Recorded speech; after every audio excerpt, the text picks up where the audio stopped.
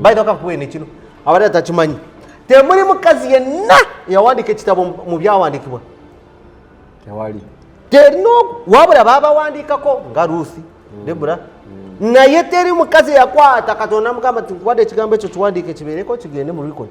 Omukyala asobola okuba omusomesa mu kyaki bw'aba asomesa abakazi nabo abaana omukazi mbadde manyi obikkirizibwa waŋŋambye ekyokubeera omusumba issue ne mu kusomesa oŋŋambye asobera prophetess n'oŋŋamba era asobola okulagula bulungi nnyo mukyaki n'oŋŋamba asobola okubeera teacher naye eri abakazi ayita enkuŋŋaana z'abakazi nekiro ekya prophetess kirina kubeera ku bakyala asobola okulagula eri n'abasajja kubanga ekyo kyamuweebwa obuyinza abulina mu nsi omwoyo kyobula ba Debora bakikola. Debora yali nabbi mu kubeera mu Yesu Kristo tuli muntu ki naye bwe kituuka mu kukulembera Katonda agamba nti ate omusajja akulembera omukazi abo abali mu Yesu yennyini Katonda agamba mwe abali mu Yesu Kristo era tebala bagamba nti omusajja ekyanduka kigamba nti omusajja abeere ng'akuuma bulungi nnyo adweringene n'omukazi as a weaker vessel era bw'oyimira n'ogamba nti Katonda mukazi eggulu liganye bw'okola ensobi ogambe nti Katonda mukazi eggulu baliganye bagiyita blasphemy.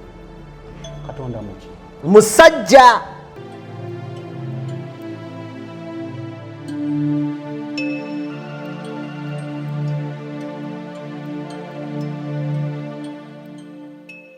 obulamu bunyuma obulamu buwooma ekyo tekiriiko awakanya wabula obulamu bunyuma bulamu agugi mazima wuliriza nkuleetedde ekyokuddamu ku ndwadde ez'enjawulo ezituteganya mu bulamu gwe wamma ne tulema okweyagala. JS Medical Hubs bano bakugu mu kujjanjaba ebizimba mu lubuto tujjanjaba haniya n'abulira ddala otawanyizibwa ndwadde za lususu ebimmonde ku matu enkovu ezizimbye oba nsundo byonna tubibuzaawo ate nno tetukoma okwo era tujjanjaba ulcers sukaali pressure n'endwadde endala nnyingi abatawanyizibwa mu nsonga z'omukisenge nammwe tetubalekeredde tulina JS body cleanser nga bw'olinywa lino likamula obucaafu bwonna mu mubiri olwo JS immune booster ne lizimba obutafaali mu mubiri linyweko weetangira okulwalalwala ku JS Medical Hubs eddagala tukozesa lya butonde teririna bulabe yadde. Basebo ne bannyabo mbalamusizaako mu linnya lya Mukama waffe Yesu yenze musawo John Sewanyana wano ku JS Medical Hubs.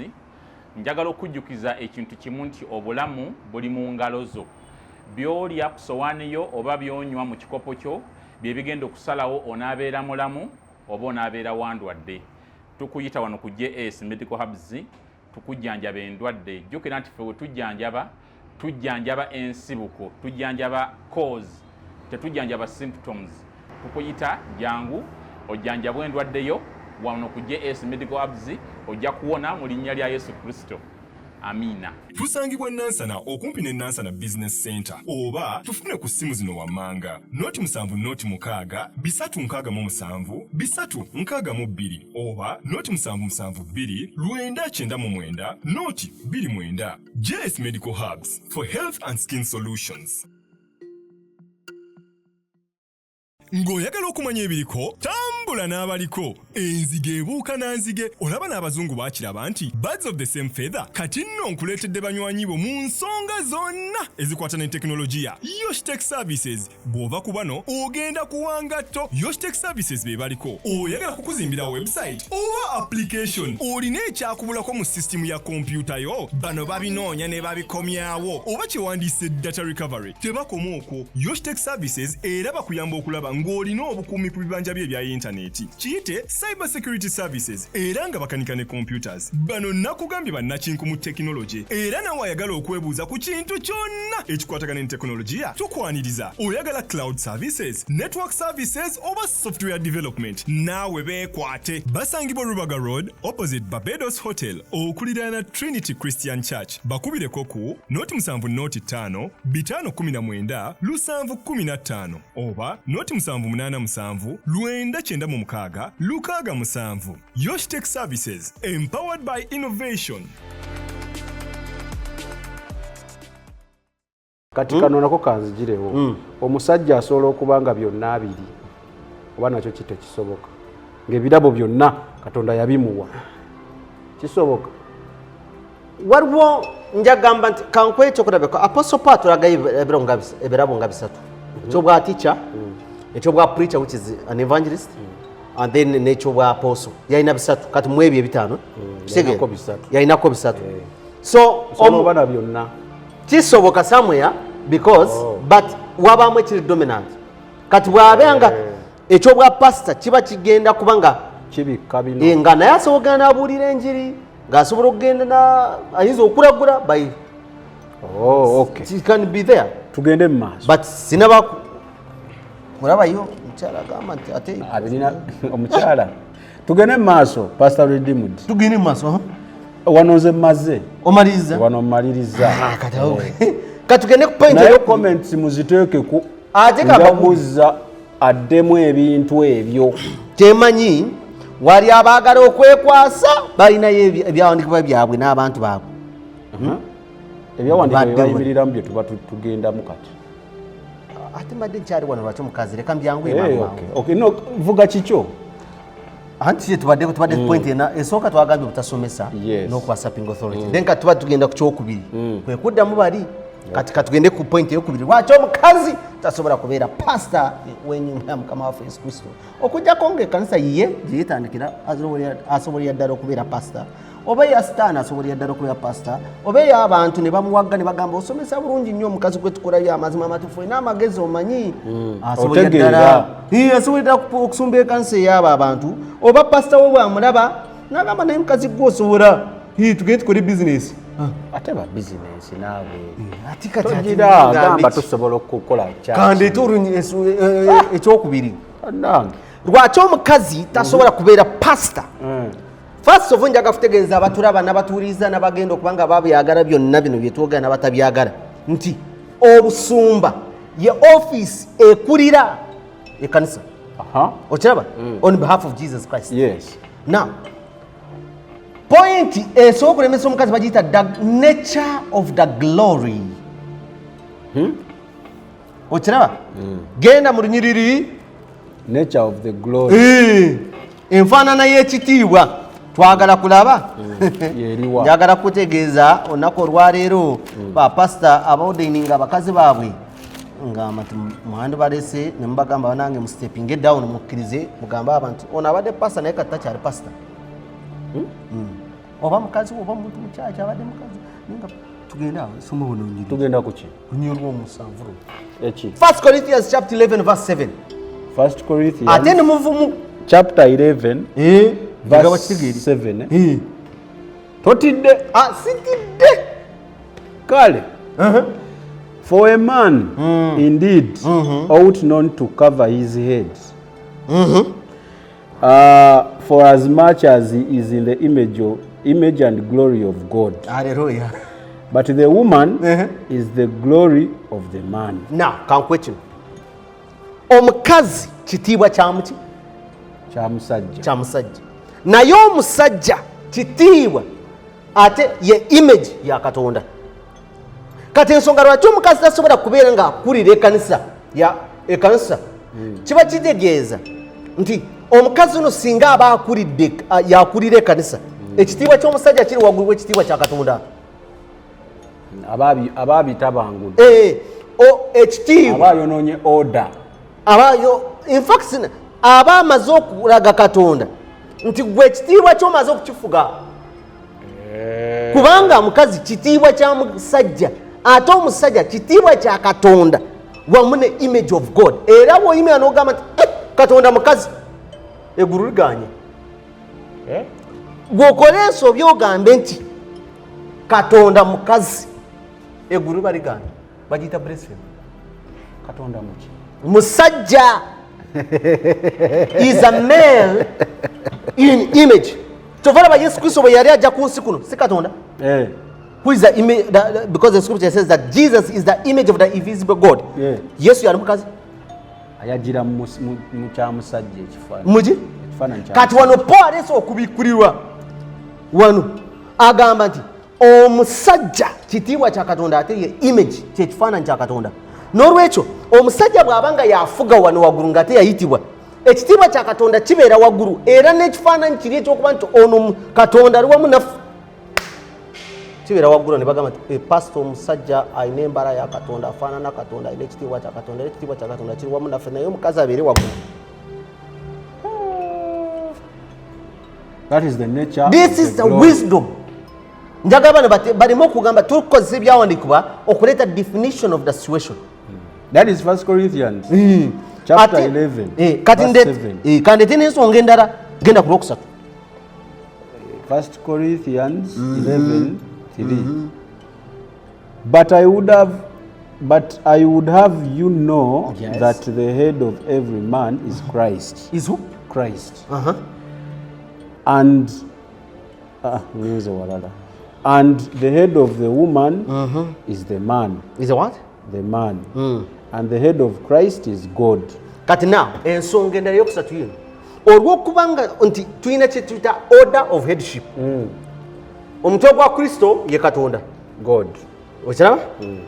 Omutwe gw'omusajja ye Kristo. Omutwe gw'omukazi ye musajja.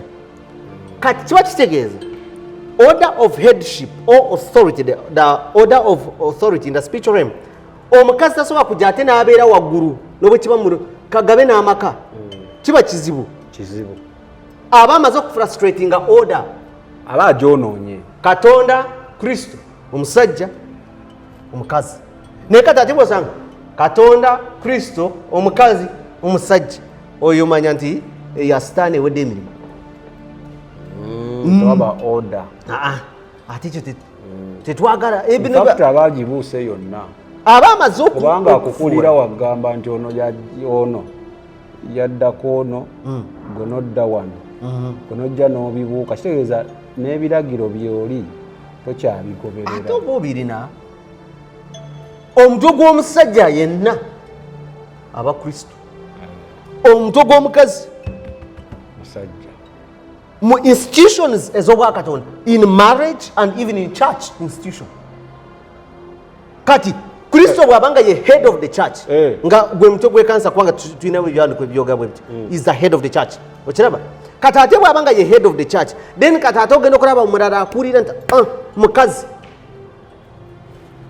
naye pastor Dimudi nja kukuleetera omukyala atuule awo N'obuwulita abakazi bonna mubaleete mubateeka abatuule. Tubawadde ekifo kyabwere bajje wano tutuule entebe zabwere tetugenda basaba kuyingira ssente biki abajje yeekakasa bulungi nnyo. Saaga ndeetera ebirooto na birowoozo mubikula Bible ate tebazikwatako ezenyiri bazireke bazireke. By the way, nze sikyawa abakazi balungi nnyo. By the way, nabamu nayiteeyo nga munange batuyisa bulungi nnyo. abakyala abantu balungi mbaagala nnyo. By the way, nange nali sikikkiriza okutuusa lwe nafuna amagezi. bo tebanafuna magezi. Simanyi ate omuntu abamu baba tebamanyi.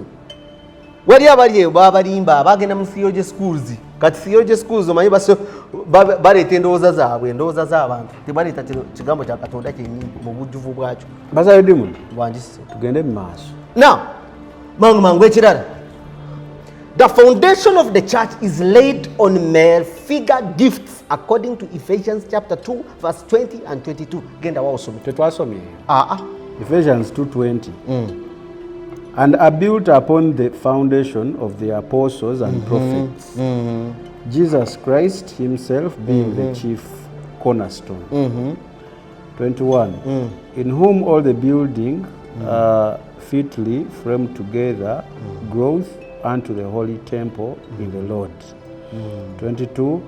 In whom ye also are builded together for an habitation of God through the Spirit. Okay, katika nchilete wetu. 1. The prophets bachiikira endagaano enkadde. Okiraba? Era Moses ye prophet gwe tulaba yasooka okuwandiika. Ekyo nakyo waliwo yakiŋŋambye mu WhatsApp mukwano gwange. Kati nga wenkanoonya sooka mu ndagaano enkadde tulaba ba prophets kuva ku Moses kugenda ku Malakai. Abo nabo bakola omusingi oguleeta okuzimba ekkanisa ya Katonda. Then ba apostles bonna abaali abasajja nga temuli mukazi. Era munange n'aba prophets bonna baawandika ebitabo. By the way, kakuwene kino abadde atakimanyi. Temuli mukazi yenna yawandika ekitabo mu byawandikibwa. Tewali.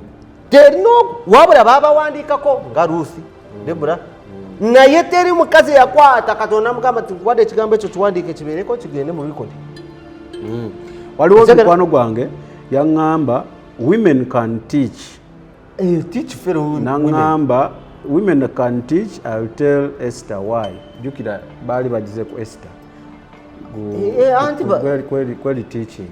Naga because now it is through Jesus Christ, not prophets. Anti twakyogeddeko ndowooza kyabakazi okusomesa. Basomesa abakazi bannaabwe oba abaana oba bo ne beesomesa nga bo. N'atuula omukazi n'atandika okwesomesa. Tewali buzibu. Kati tudde wano. Point endala njagala kwanguya. The submission image. Olw'okuba omukazi bamulagira kuba nga submissive eri omusajja. Juka kino tukireeta nti omukazi ono n'ayagala okugamba nti ye pastor. N'obwaba nga alina bbaawo alina okugondera ki? Gondera ekigambo kya Katonda. Kati tebamukkiriza kumusumba. Katonda takkiriza mukazi kusumba bbaawe.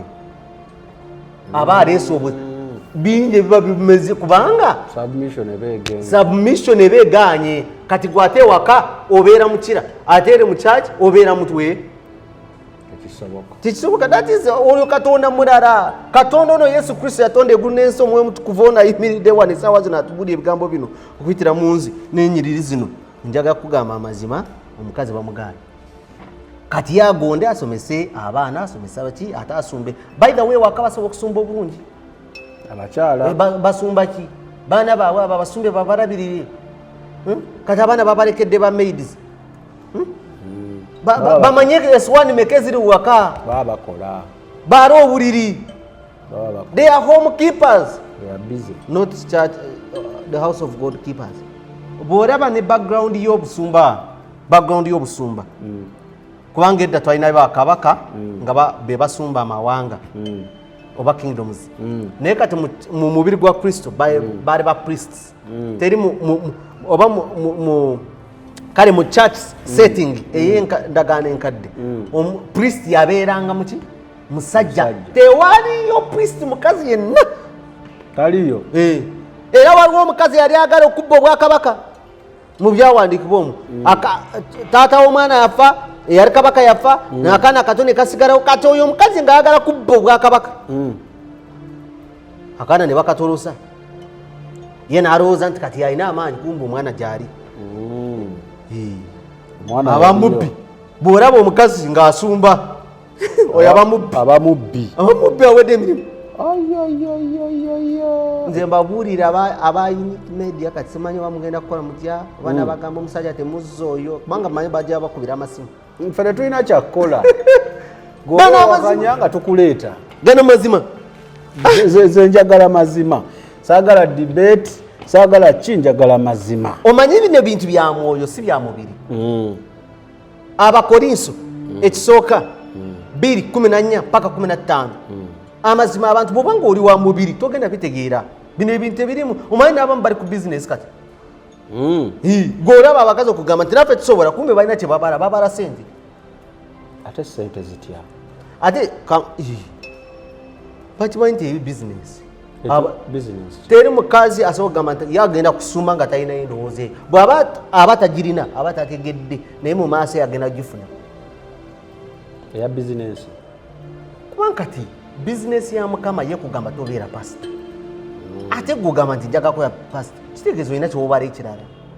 Apostles never ordained any female pastor or elder in their ministry life. Jukira ba apostles bonna batandikanga makanisa.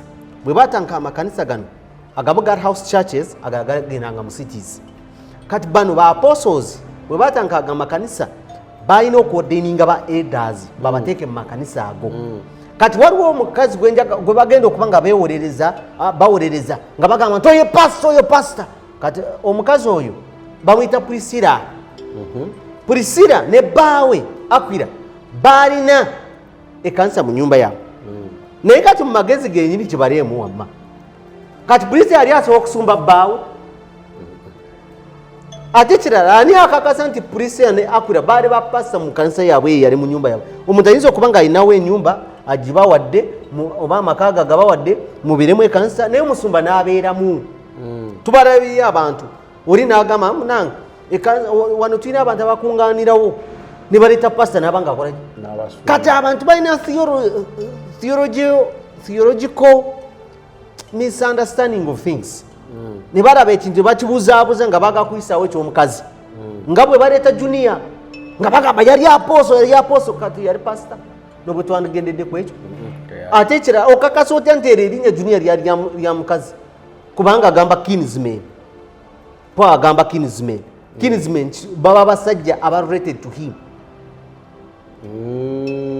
bakwese ekyawandiikibwa anyway okudda wano baaposo bonna tebakolaki tebagirako ku mukazi yenna kati gwe kikuleetedde gwe omulembe guno gwe pasita ordaining abakazi kuba bapasita okijjawa mpaayo enyiri ezikuyamba awo nvuddeyo mangu olw'obudde baleme okugamba nti omusajja nga tatuwa birala biwedde bikyali tugende mu Isaiah nkuwa olunyiri owulire abakazi akulemberwa omukazi amanye gy'alaga agenda kulaba gy'alaga Isaiah yakiraba n'agamba akulembera omukyala aba alina akulemberwa omukazi yenna leka alabe gy'alaga Saaya 3:12 tebagamba nti bigambo byange balage nti King James Version King James Version gye tulimu somo olunyiriri baluwulire Isaiah chapter 3 verse 12 Isaiah yaraba mu mwoyo jikira omusajja oyo yaraba Yesu ng'agenda kuzaalibwa wuyo alabye as for my people children are their oppressors and women rule over them kati nga abakazi baruulinga abantu mwe muli n'abasajja nti kwe tugambe yes all my people they which led thee abo ababakulembera abo abakazi ababakulembera cause babaletera thee to ira and destroy the way of their path omukazi ng'akulembera abantu abatwala mu kubula na kuzikiriza amakubo gaabwe ate nze nzikiriye nga ndaba eri wansi omukazi okay kati nabbi akiraba ate ng'ayogera ekigambo kya Katonda ono gwe tuliko yalaba okuzaalibwa kwa Yesu oyo ayogera mazima tebagamba nti ebyo byali bya Isaaya ono ayogera mazima kati abakazi buli mukazi akulira manya nti obuza abantu obatwala mu kuzikirira awo nvuddeyo mangu era eyo point ebadde egamba nti the undeniable prophecy of prophet Isaiah on women leaders undeniable tosobola kukyegaana olunyiriro tebalugyamu nti baba bagenda kusoma ziri ez'abasiyazi neza Jezebel gyeziri ezigamba nti kati awali omukazi bateekako people baagala kubuza lwaki bagamba ku bakazi abakulira leka tukijjemu mangu awo nvuddewo mangu nvuddewo point endala egamba bweti the rebuke of God on the church of Thyatira kankurage mu kanisa 7 mu kanisa meka 7 eziri mu Revelation waliwo ekanisa bagiyita eya Thyatira ekanisa eyo Mukama yaginenya olwokuba yakkiriza omukazi Jezebel n'abeera wagulanga abasomesa awo n'obwe tubanga tetugenzeyo bajja kukitegeera kiriwa Revelation chapter 2 verse 20 to 23 okay kati buli kanisa yonna ekulirwa omukazi obanga omukazi yasomesa eyo kanisa bagiyita eya Jezebel era ye kanisa yokka gye yagamba omukazi nga yali asomesa ng'abaliisa n'ebintu ebiwongeddwayo eri emizimu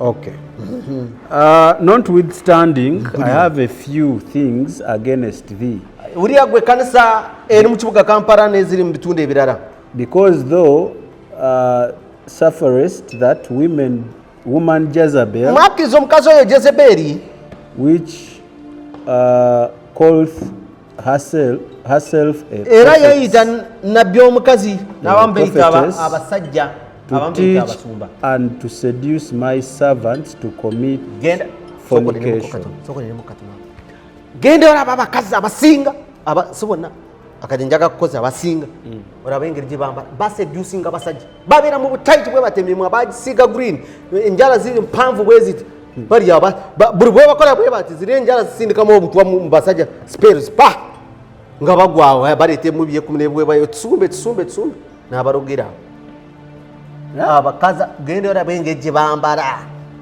genda olaba nga bwe bakola ebintu n'abamu n'obwewa nga bali mugama mbo tebakozesa biri ebiri artificial nga bali nakyo ogenda okulaba gwe mubuuze nti omwami waliridawa mukyaki omwo ekyo bwe kigaana mubuuze nti ekitiibwa kyo nga kijjeeko enviiri nga tozirina ansi eba nzibu nnyo obabuuza omwami aliwa tugende mu maaso to teach and to seduce my servants to commit fornication and to eat things sacrificed unto idols. And I gave her space to repent of her fornication, and she repented not. 22. Behold, I will cast her into a bed, and them that commit adultery with her into great tribulation, except they repent of their deeds. Ngende ku 23. Neba bagambye benenye. And I will kill her children with death, and all the churches shall know that I am he which searcheth the reins and hearts, and I will give unto every one of you according to your works. Kati abo tobategedde ekanisa yonna eriko omukazi ng'asomesa n'alinnya ekituuti n'awalampa ekituuti ekyo n'asomesa oba yeeyisaani oba linnya kiri yayaga okukozesa lyonna oba eryabbawo oba eririe abaabuza abantu manya nti ekanisa ya Jezeberi. Ng'oyagala okumanya ebiriko tambula n'abaliko enzige ebuuka n'anzige olaba n'abazungu baakiraba nti birds of the same feather kati nno nkuleetedde banywanyi bo mu nsonga zonna ezikwata ne tekinologiya. Yoshitech Services bw'ova ku bano ogenda kuwangatto. Yoshitech Services be baliko oyagala kukuzimbira website oba application olina ekyakubulako mu sisitimu ya kompyuta yo bano babinoonya ne babikomyawo oba kyewandiise data recovery tebakoma okwo. Yoshitech Services era bakuyamba okulaba ng'olina obukuumi ku bibanja bye ebya yintaneeti kiyite cyber security services era nga bakanika ne computers. Bano nakugambye bannakinku mu tekinologi era nawe ayagala okwebuuza ku kintu kyonna ekikwatagana ne tekinologiya tukwaniriza. Oyagala cloud services, network services oba software development naawe beekwate. Basangibwa Rubaga Road opposite Barbados Hotel okuliraana Trinity Christian Church. Bakubireko ku noti 7 noti 5 519 715 oba noti 787 996 667. Yoshitech Services, empowered by innovation. Ekirala nga ngenda kumaliza kino ekintu anzi kyaliyo nyina bingi naye abambajja bisanga mu ssomero. Women are to be home keepers, not house of God keepers, according to God's true word. Kyetwasomye ekyo kyagamba bagambe ki mu Titus chapter 2 verse 3 to 5. Naye ate nyina kyenjagala osome njagala tusome bakiwulire bulungi nnyo baleme kwebuzaabuza. Olunyi luno luli mu 1 Timothy chapter 5 verse 14 and 15. Kansome mangu baruwulire. I will therefore that the younger women marry, bear children. Okuzaala by the ministry y'amaanyi mulina okutumanya. Guide the house. Guide what? Guide the house. Which house? Yewaka. Is it the house of God? No. Give none occasion to the adversary to speak reproachfully. Olw'ekumi somwera abobuzibu. For some are already turned aside. Already turned aside. After what?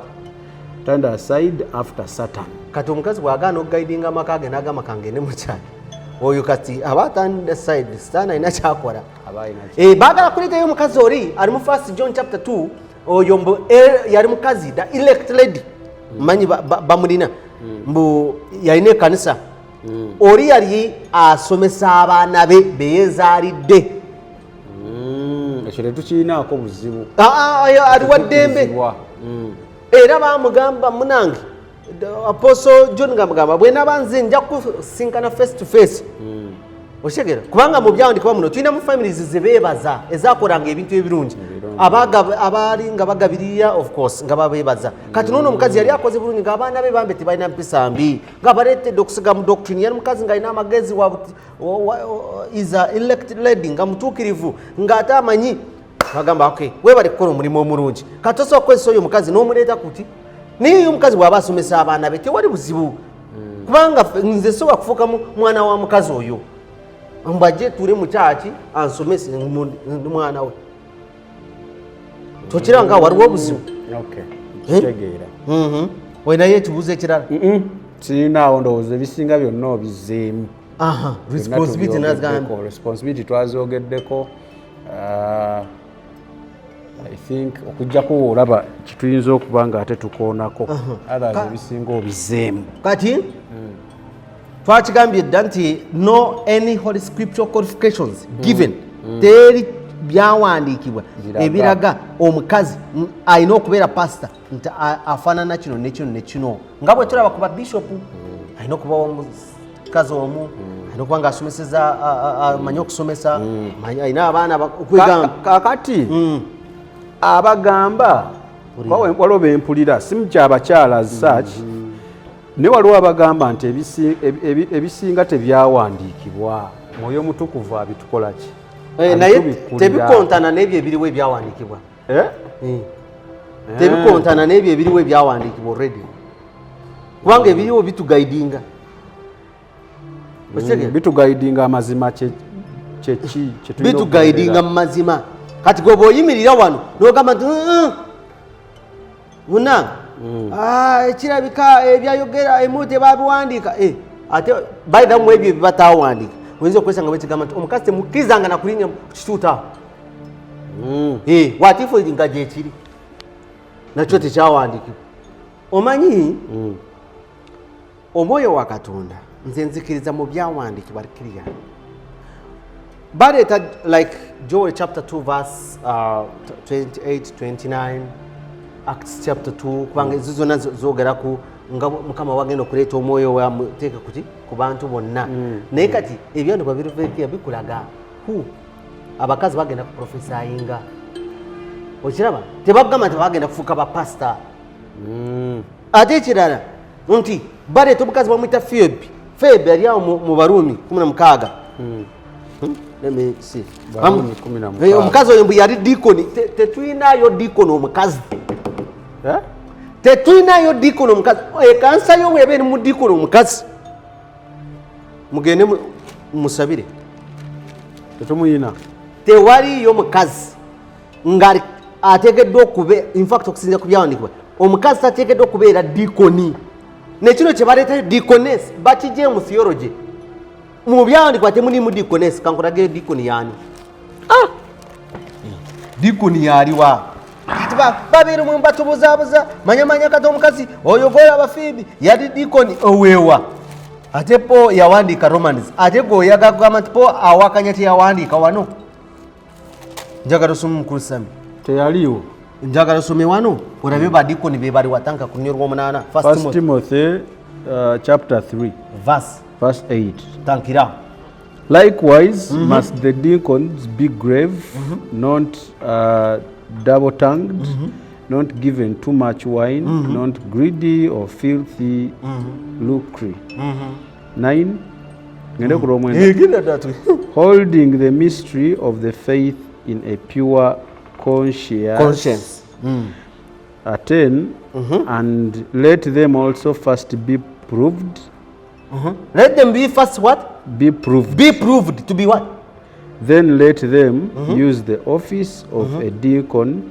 being found blameless 11 even so must their wives be grave what their wives kati abo si basajja kati tujja okujja kuba n'abakazi abawasa temulimu wives stroke husband wives kati bano abakazi banagambye ba lesbians bo bajja kugamba we are deacons kubanga we have wives we are men in a woman's body niwe bagamba kati wano bagamba abadikoni badusoma owulire tebagenda kukigana mukulu onandi agamba eno njiri mazima yetukomyewa 11 even so must their wives be grave not slanderers sober faithful in all things 12 let the deacons be the husbands the what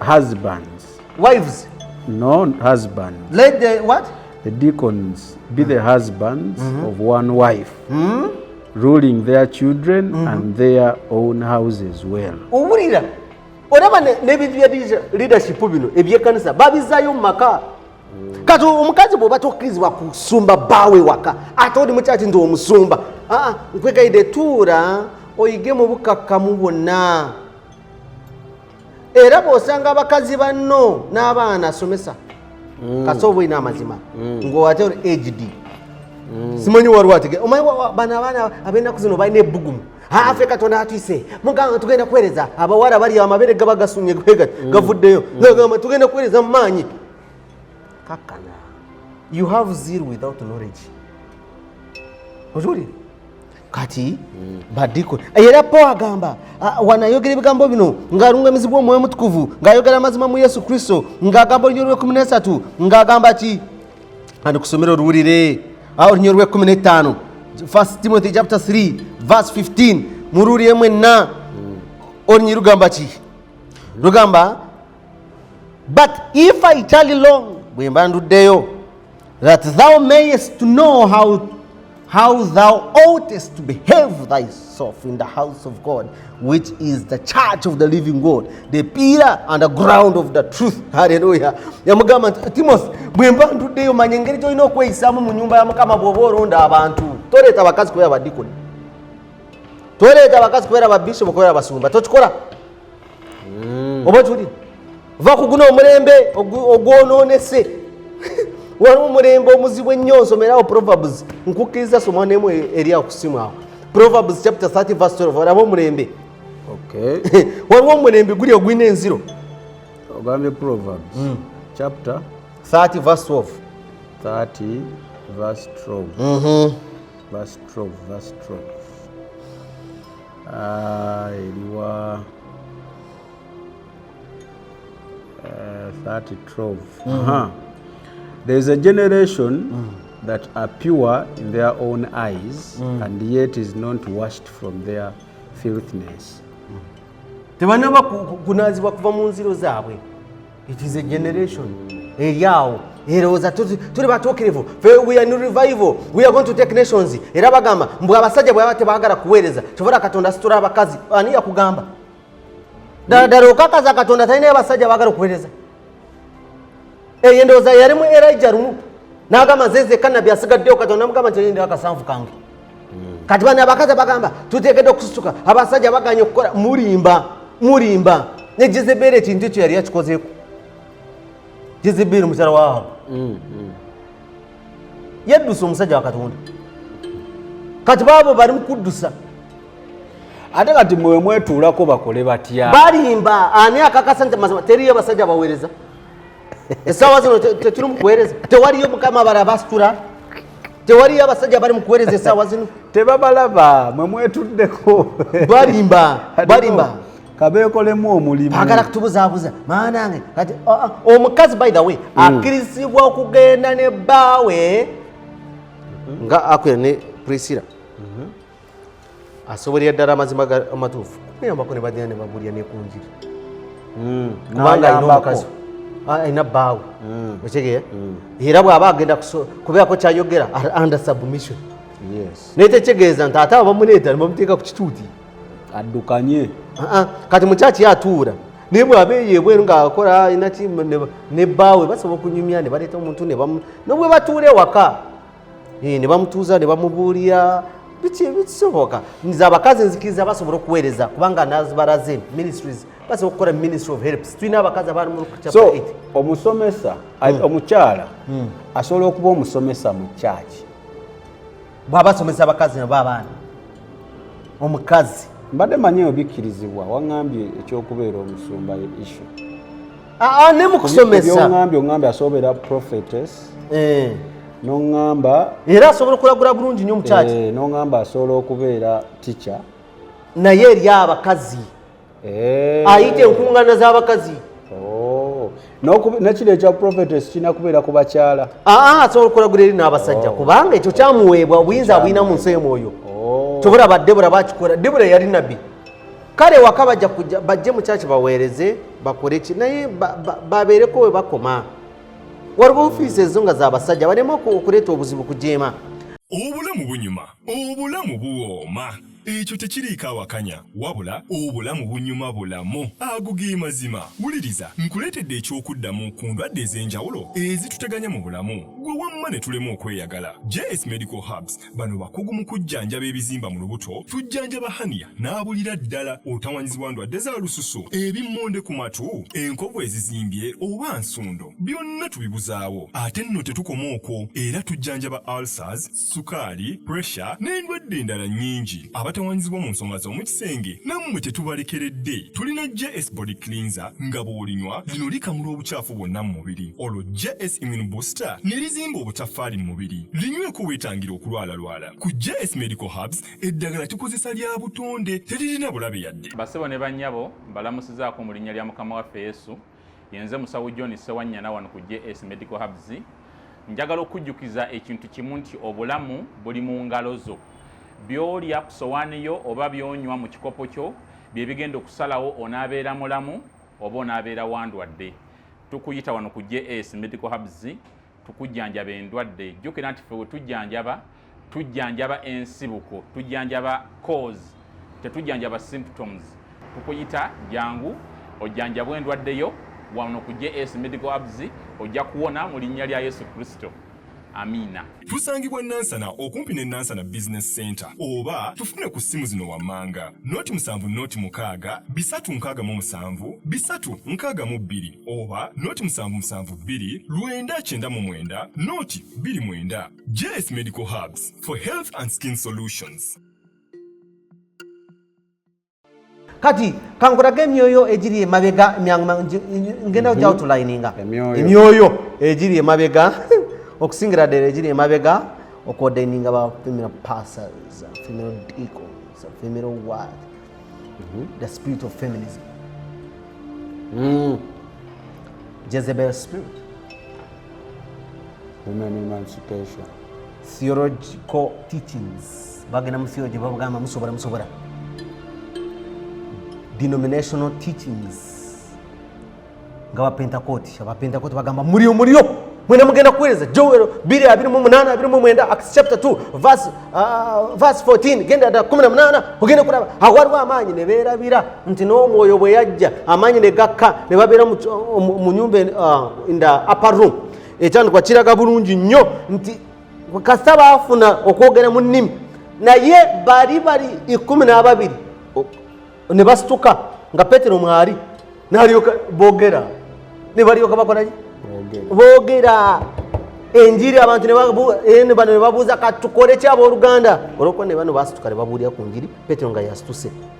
Kati abakazi kugamba balina okukola omulimu gwa Katonda naye kati wali emyoyo egiri emabega eyo gye tulina okudinga nagyo. Marine kingdom spirits, satanic ordination schemes, man's anointing n'ebirala. N'olwekyo nze nzikiriza nti abakazi basobolera ddala okukola omulimu gwa Katonda kasita babeera mu offices ziri given to them and they have the anointing. Usigere kale mwenna abali mu kulaba leo topic gye tubaddeko gye tutambuliddemu era nga nkimanyi ejja kuba ekyagenda mu maaso y'abakyala okubeera nga bamu abakyala bafuuka bapasita okusinziira ku kigambo kya Katonda kye tusomye olwaleero kiragira ddala nti bakola kikyamu. Okusinziira ku kigambo kya Katonda kitulaga nti abakyala osobola okusomesa naye ng'osomesa baana bo. Bw'aba ayagala kusumba abaana abo abasumbi. Bw'ayagala kusumba osumba bakyala baana baana kubanga taata omukusumba eno naggambye eno ekkanisa ebe ya musajja abasajja be basumba naye mu kusomesa ko kwanja wakati omukazi asobola okusomesa omukazi nga bwe nakwadde mutaitas basobola okusomesa abakazi naye omukazi ono ategedde ebyawunikibwa ate nga akulidde bulungi nnyo myaka abayigiriza okweyisa obulungi okwagala baba baabwe okulabirira abaana baabwe webityo kuuma ewaka nekyo kigawaka naye ngeri gye balina okuzaala nekyo kikulu abaana kati enaku zino tebaagala kuzaala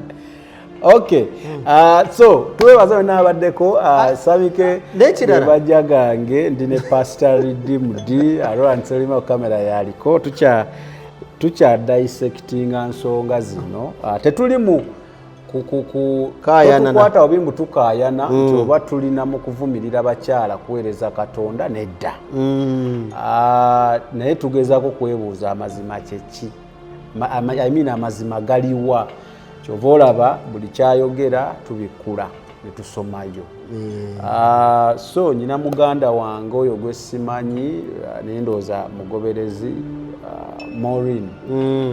Maureen Maganda simanyi oba oli musumba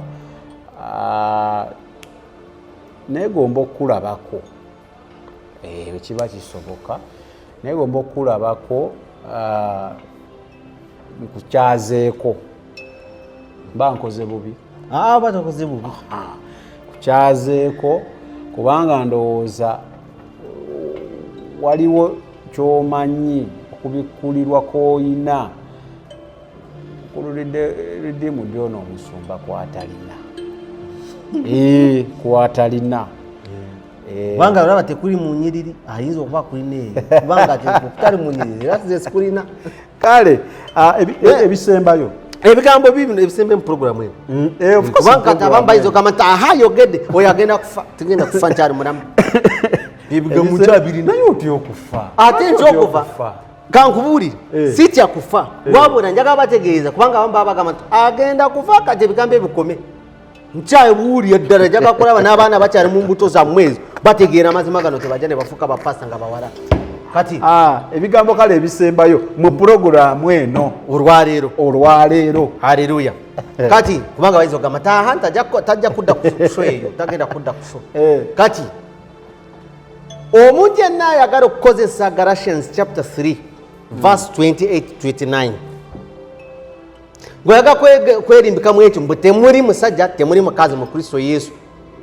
nekitegeeza ate bakugamba nti ekyo kitegeeza obeere pastor nedda ate ekirala kyogamba ekitegeeza n'obufumbo tebuliiyo kubanga bwogamba temuli mukazi temuli musajja kibategeeza n'obufumbo tebukola tegeera context yekintu mu headship mu kubeera abaana mu kubeera mu Yesu Kristo tuli muntu ki naye bwe kituuka mu kukulembera Katonda agamba nti ate omusajja akulembera omukazi abo abali mu Yesu yennyini Katonda agamba mwe abali mu Yesu Kristo era tebala bagamba nti omusajja ekyandu bakigamba nti omusajja abeere ng'akuuma bulungi nnyo adweringene n'omukazi as a weaker vessel bamwawula omukazi bamulita bakolaga nti a weaker vessel 1 Peter chapter 3 from verse 6-7 kati n'olwekyo njaga bategeeza bannange gwe bw'oba oli pasito omukazi nkutegeeza kino amazima gali nti oyinza okuba wambi wakolesa wali tomanyi oba ebirooto kale byewafuna oba obunabi bwe bakugamba oba kale oyo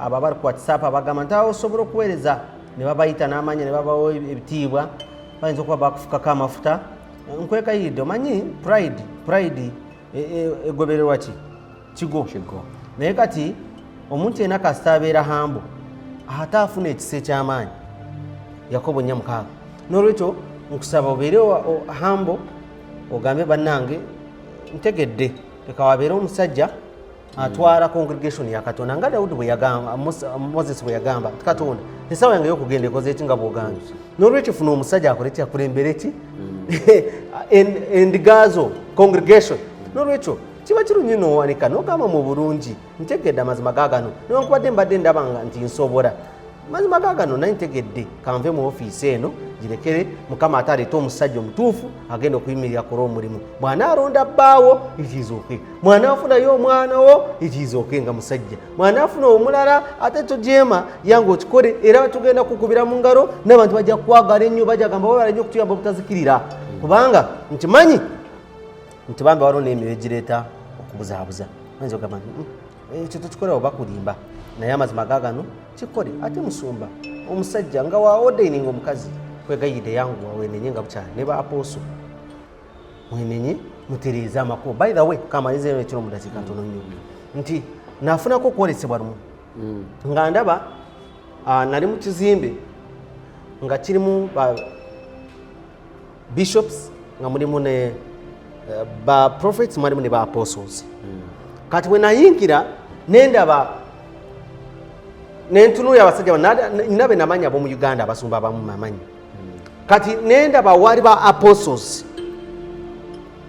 nembagamba bwe nti ani yabakkiriza okubanga mukkiriza abakazi okufuuka ba pasita lwaki ba apostles kubanga ba apostles balina omulimu gwabwe bayinza okusumba n'amakanisa apostle omutuufu ngaekirabo kye kyabwe apostle si kusumba kanisa ekirabo kye one okudefininga doctrine y'ekanisa era abagenda ne babuulira ne kungi ne bazimba n'amakanisa nga bwaba n'abatume bwe bakolanga omuntu eyasumba ekanisa yali gundi yekka yali Peter kubanga ye yaliko ekyokuba nti is a shepherd is an elder is an overseer also as well as an apostle so ba apostle badefininga doctrine y'ekanisa so ba apostles bano be bandi badde batereze ekanisa ne bagamba wano tukyamye tubadde tuodaininga abakyala ng'abasumba naye nga tusazeewo no kino kikome era ekanisa ya mukama waffe Yesu Kristo nga bwe yali neyongera ng'etambula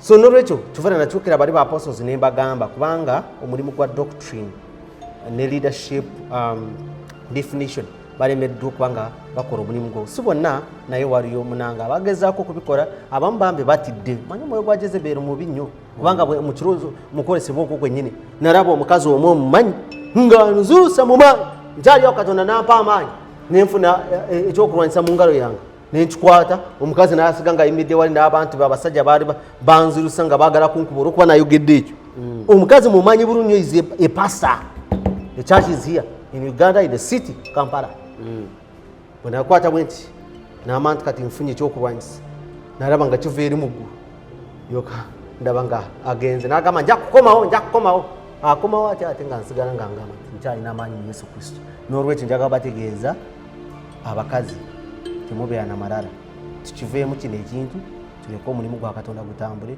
mukama abampeeni omukisa kubanga mwina bingi ebyokukola engule mujja kuzifuna ennene obwa pasa bukasi bwe buleeta engule ate ekira obutabeera pasa tekitegeeza nti nkulemesa kuweereza wabula nkulabula ng'omuweereza wa Katonda aliko amafuta ga Katonda mu linnya mukama waffe Yesu Kristo era omwoyo omutukuvu mwebaza kubanga amaze okuba nga anuŋŋamya mu maziba gano era nebaza aba UNIQE Media mukulu Sami mukulu Roland ne tiimu endala gye tutalaba mwebale nnyo okukkiriza amazima gano okubeera ku channel yammwe era tusaba nammwe mubagambe badanga amazima geego yajja kuba nga kisanyusa kale Pastor Redeemed gwe tubadde naye kyensiza otegeera mu discussion yaffe yonna if I'm to summarize it nti ebintu by'obuweereza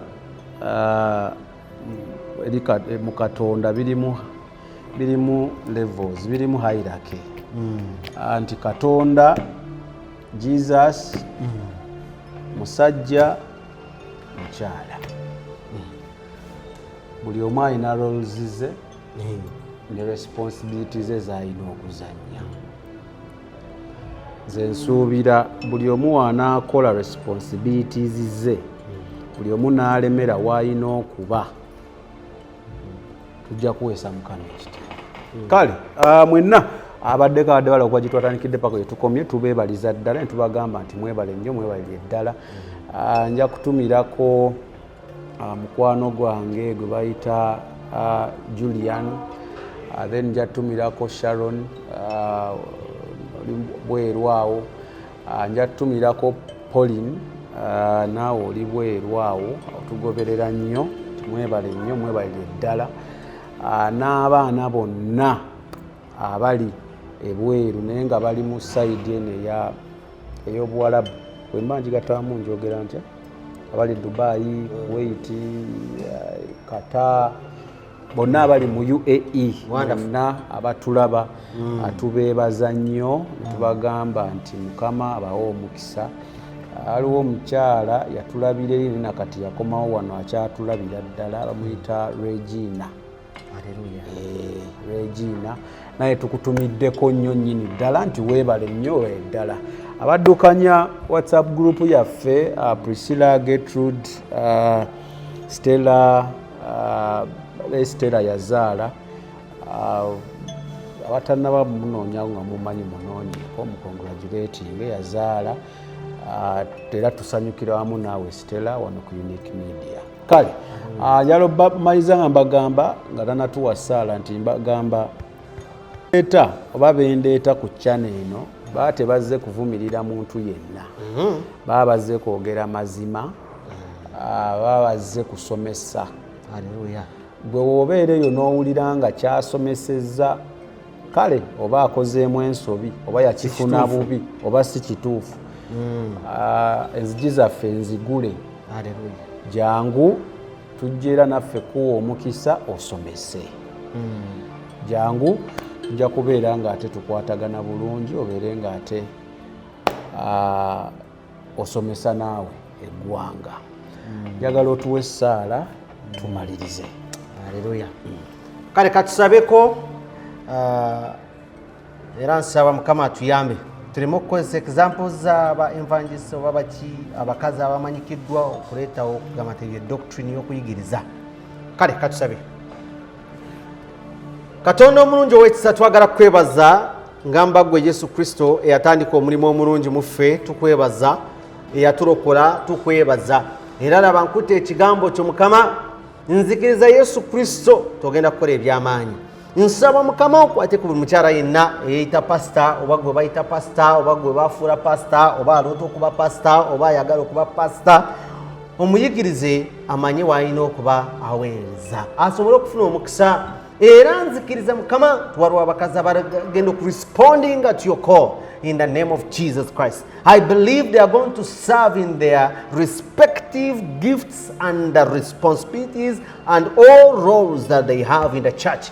Ngokubeera aba intercessors, ngokubeera aba prophetesses, ngokubeera aba helps, ng'abakyala be tulaba ba Suzana abaali baweereza mu bintu ebyenjawulo. Ayi Mukama Katonda gwali waggule nnyo nsaba okwate kwago amakanisa agakulemberwa abasumba abakazi abeeyita abasumba abakazi bakwateko Mukama bategeera amazima gano. Era Mukama okwate oyo appointinga omusajja oyo gwe wayita okulembera ekkanisa eyo okwate board of elders abasajja esobola okukulira. Mukama Katonda gwali waggule nnyo nzikiriza osobolera ddala Mukama. Taata omulungi ow'ekisa nsabira abo abagenda okunyiiga Mukama abagenda okwogera bubi abayinza okuvuma ne bagamba nti oyo pastor redeem talina magezi abagenda okukozesa kyonna kye bagenda okuvuma Mukama basabidde basonyiwe kubanga tebamanyi kye bakola kubanga gano ge mazima agawedde emirimu. Abo abagenda okubanga bakkiriziganya n'amazima gano gombiikulidde Mukama oba ge wambiikulira Mukama agali mu byawandiikibwa nsabayo Mukama oyambe Yesu Kristo nabo balabe omukisa. Ayi Mukama Katonda wange nsaba wonna we tukoze ensobi oba wonna we nkoze ensobi Mukama nsaba nange onsonyiwe kubanga njagala kusigala nga nyimidde mu butuukirivu. Noolwekyo Mukama Katonda wange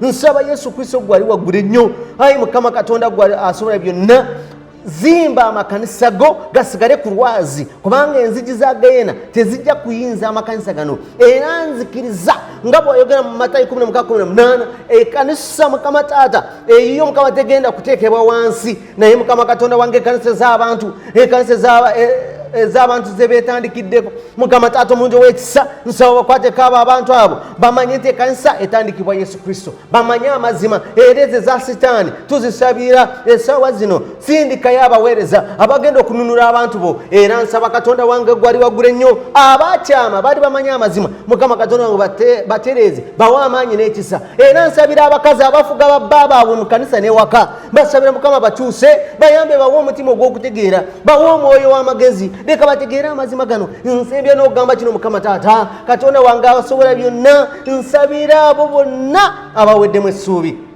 leka bafune amaanyi Kitange omulungi w'ekisa abalwadde kabawonyezebwe era nsaba Katonda wange gwasobola byonna yambe ekanisa Mukama Taata ekwetaaga neyaffe wano Mukama Taata omulungi w'ekisa gye wazimba wano ku discount hotel Mukama Taata mu kibuga Kampala tusaba Mukama otuwa amaanyi tusaba Mukama Katonda wange otuyimuse Mukama onge okukola ebyewuunyisa nsaba Mukama ba apostles abandi badde bakola omulimu gw'okutereeza ekkanisa n'okusomesa n'okuba nga balaga ordination principles Mukama mbasabira bakwateko Mukama nsabira ba prophets ba evangelists ba pastors nsabira buli muntu yenna mu birabo byonna era nsaba Katonda wange gwakola ebyewuunyisa saba okole n'okusinga bwe tubadde tulowooza nsabira buli muntu yenna ali wano n'aba UNIQE media mbasabira kubeera n'obugabirizi betaaga kamera z'ezamaanyi no betaaga ekifo Mukama bwe bagenda kubanga bayita abantu ne babeera nga bawa views zaabwe Mukama mbasabira Mukama okubeera n'ebyobugabirizi byonna ebyetaagisa Mukama Taata betaaga cameras betaaga sente mu different areas Mukama bingi bye betaaga saba Mukama bawa obugabirizi sabira abalwadde bawonyezebwe era nzikiriza n'essaawa zino oyo atanaba kulokoka asobole okulokoka kubanga akkiriza n'abatizibwa yalirokoka nzikiriza Mukama genda kukwata n'abo abalokokera ku radio abagamba nti bo balokokera radio bakutte ku radio ku TV Mukama bakwateko nabo bamanye amazima omuntu alokoka nga amaze okukkiriza Kristo n'abatizibwa mu mazima mangi kubanga akkiriza n'abatizibwa yalirokoka Mako 16:16 kwebaza Yesu Kristo era nsabye nga nzikiriza tugenda kuddayo bulungi mu linnya lya Mukama waffe Yesu Kristo mwana Katonda abeera omulamu kyetuva tugamba ffenna Our Father which art in heaven, hallowed be thy name, thy kingdom come, thy will be done in earth as it is in heaven. Give us this day our daily bread, and forgive us our debts as we forgive our debtors, and lead us not into temptation, but deliver us from evil. For thine is the kingdom and the power and the glory forever. Amen. Webale Yesu Kristo okutaasa ekkanisa yo. Amen. Hallelujah. Ebyo by'owulidde oba ebyogeddwa mu episode eno si birowoozo bya UNIQE Media nga channel awamu n'abagikulira wabula birowoozo by'abantu ssekinnoomu mu kiti kyabwe.